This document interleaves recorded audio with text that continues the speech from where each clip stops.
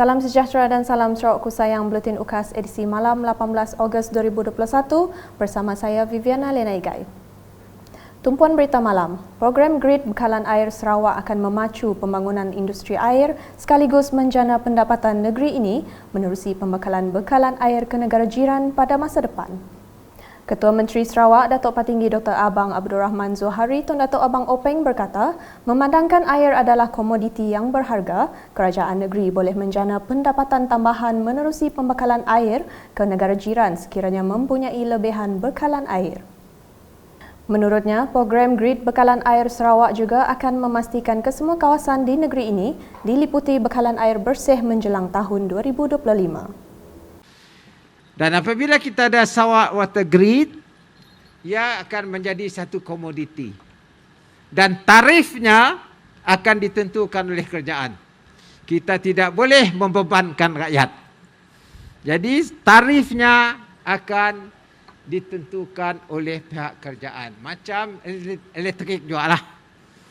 Dan yang satu lagi penting ialah apabila kita ada water grid, state water grid, kalau kita boleh uruskan air kita dengan baik, mungkin kita ada excess supply of water. Kalau kita ada excess supply water, kita boleh kongsi dengan orang lain. Kalau kita ada excess, ada lebih lah.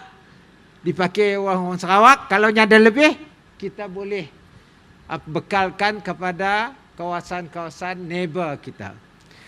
Beliau berkata demikian semasa menyempurnakan Majlis Pecah Tanah Ibu Pejabat Lembaga Air Kawasan Utara Laku dan Majlis Penyerahan Takungan Dadahan Air di Bukit Selatan daripada Jabatan Bekalan Air Luar Bandar kepada Laku di Miri pada Rabu. Turut hadir Menteri Utiliti Datuk Seri Dr. Stephen Rundi Utom, Menteri Pengangkutan Sarawak Datuk Lee Kim Shin, Setiausaha Kerajaan Negeri Sarawak Datuk Amar Jao Samion, Pengerusi Laku Datuk Nelson Balang Rining serta tetamu kehormat lain. Dalam pada itu, Ketua Menteri memberitahu menerusi program Grid Bekalan Air Sarawak, pengurusan air secara bersepadu akan diletakkan di bawah satu pangkalan data. Jelas beliau, buat masa ini terdapat 3 entiti yang menguruskan pembekalan air iaitu Lembaga Air Kuching, Lembaga Air Sibu dan Laku. Apa yang perlu kita melihat masa hadapan? Masa hadapannya ialah begini, selepas 2025, kita ada 3 entiti bekalan air. Water Board Kuching, lepas itu di sentral di kawasan pertengahan dan Laku di utara. Apa kita hendak buat? Kita akan membangunkan State Grid Water Supply. Macam SESCO juga lah. State Grid Water Supply di bawah Kementerian Utility. Dan mungkin ketiga-tiga ini menjadi unit di bawah satu agensi yang macam kita tu Sarawak Energy lah, yang merangkumi 3 unit ini.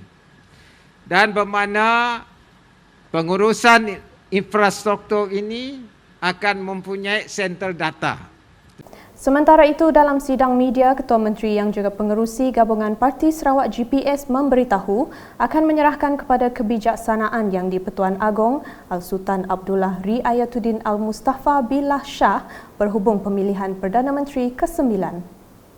Saya serah kepada kebijaksanaan Duli Yang Maha Mulia Seri Paduka Baginda Yang di-Pertuan Agong, okey? Dalam perkembangan lain di Miri, Datuk Lee Kim Shin memberitahu semua jalan di Taman Happy Riam telah siap dibaik pulih di bawah projek penyelenggaraan khas Sistem Maklumat Rekod-Rekod Jalan Raya Malaysia Maris 2021.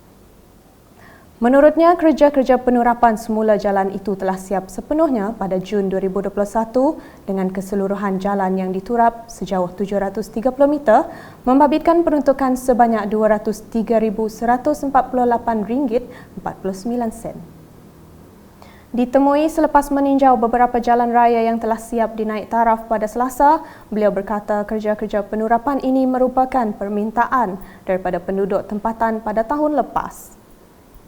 Sementara itu, Adun Senadin itu turut meminta Majlis Bandaraya Miri MBM memasukkan cadangan menaik taraf sistem perparitan yang lebih sempurna dalam rancangan pembangunan tahun 2022 bagi menyelesaikan masalah banjir kilat di kawasan terbabit.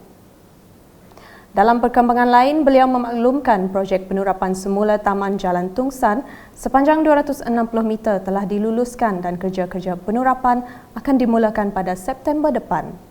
Turut dimaklumkan projek penurapan semula di Taman Futi Shop House telah diluluskan dalam projek transformasi luar bandar RTP Dun Senadin dan akan dilaksanakan sebelum akhir tahun ini. Masih dengan laporan di Miri, Kerajaan Sarawak telah memperuntukkan sebanyak 63 bilion ringgit untuk melaksanakan strategi pembangunan pasca COVID-19 PCDS 2030 di bawah rancangan Malaysia ke-12 RMK12.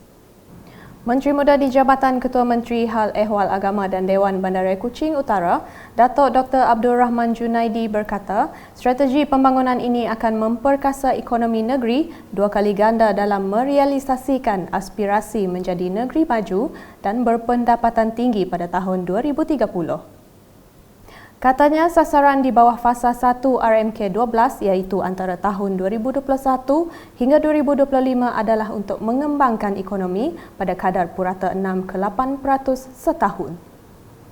Tambah beliau, Kerajaan Sarawak telah memberikan anggaran 63 bilion ringgit untuk melaksanakan PCDS 2030 di bawah RMK12 di mana 30 bilion ringgit akan datang daripada perbelanjaan pembangunan langsung dan 33 bilion ringgit daripada dana alternatif.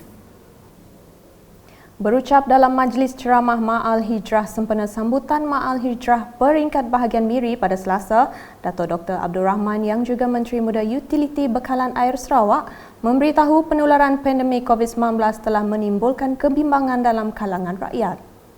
Justru rakyat katanya perlu sentiasa bersiap siaga mencegah penularan pandemik itu sejajar dengan tuntutan Al-Quran dan Sunnah.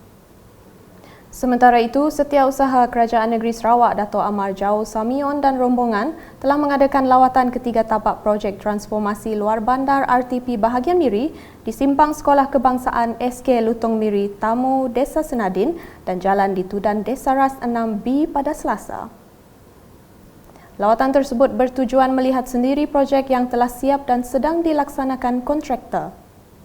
Ketiga-tiga projek tersebut di bawah seliaan Unit Pemantauan Pelaksanaan Negeri, Jabatan Pengairan dan Saliran JPS Bahagian Miri, Majlis Bandaraya Miri MBM dan Jabatan Kerja Raya JKR Bahagian Miri. Turut serta pengarah Unit Pemantauan Pelaksanaan Negeri Jabatan Ketua Menteri JKM Azmi Bujang, Pemangku Residen Bahagian Miri Jamali Busri, Pemangku Pegawai Daerah Miri Siti Rohani Yusof, Setiausaha MBM Morshidi Frederick dan Jurutera JKR Bahagian Miri Insinyur Chong Chi Pham. Laporan seterusnya di Bintulu. Polis Diraja Malaysia PDRM dan Jabatan Tanah dan Survey JTS diminta menjalankan siasatan dan mengambil tindakan undang-undang terhadap individu yang terlibat dengan kegiatan jual beli tanah milik kerajaan kepada penduduk luar termasuk warga negara asing. Ahli Parlimen Bintulu Datuk Seri Tiong King Sing menegaskan pihak yang terbabit perlu dihadapkan ke mahkamah dan tindakan tegas perlu diambil supaya tidak ada pihak lain yang akan melakukan perkara yang sama.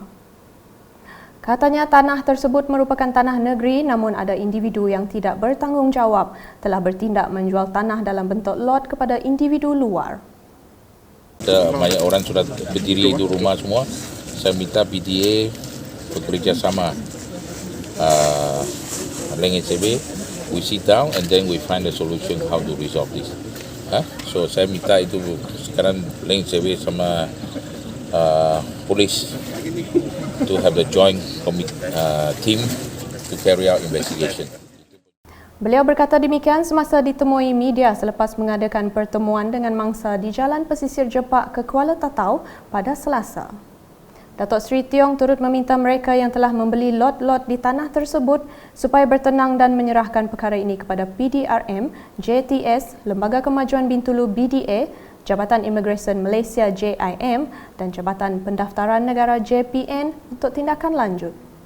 Dalam pada itu, Pengurus Besar BDA Muhammad Yaakob Kari semasa ditemui media menyerahkan kepada polis dan pihak berkuasa lain untuk menjalankan siasatan dan mengambil tindakan undang-undang terhadap individu yang terlibat dengan kegiatan menjual beli tanah milik kerajaan kepada penduduk luar termasuk warga negara asing. Katanya lagi, bagi individu yang ingin membeli lot tanah perlu pergi kepada jabatan berkaitan agar tidak menjadi mangsa penipuan.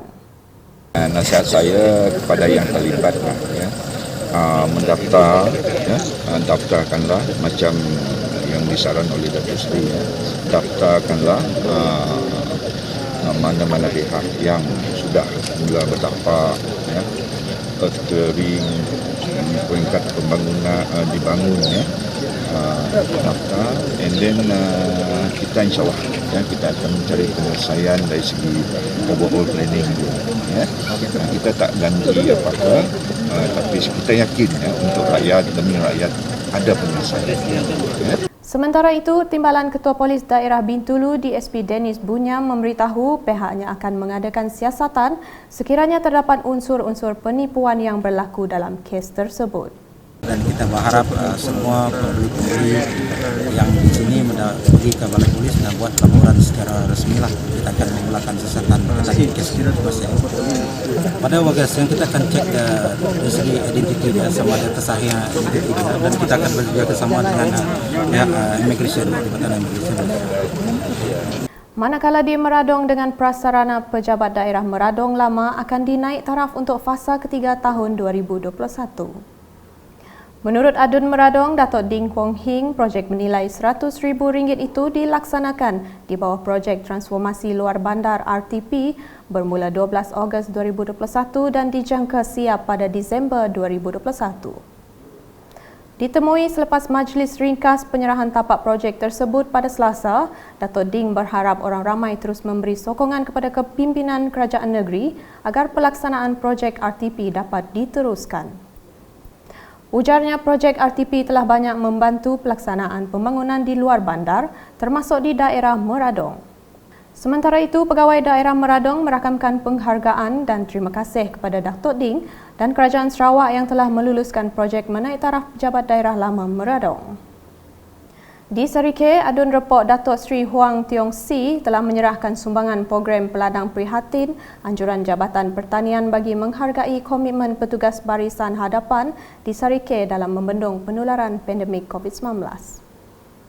Simbolik penyerahan sumbangan telah dilakukan di Hospital Serike pada Selasa. Selain petugas barisan hadapan, sumbangan turut diagihkan kepada Pusat Kebajikan, Pusat Hikmat Dun dan Rumah Anak Yatim. Program itu juga diwujudkan sebagai inisiatif membantu pekebun membeli lambakan hasil tani dan meringankan beban rakyat yang terkesan akibat COVID-19.